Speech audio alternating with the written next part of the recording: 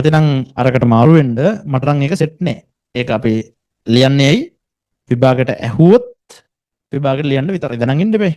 ඒක නිසා.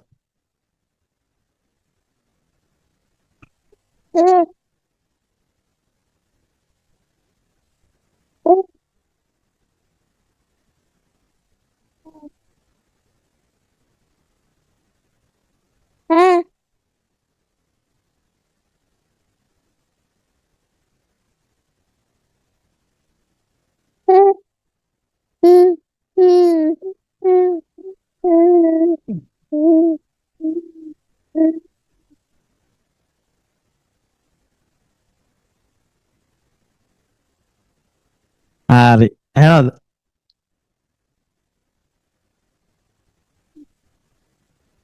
මේ පොර මයික් එක අල්ලපුවම හදනද වෙනවා. වැඩේ ඒක මයික් එක බලනවා.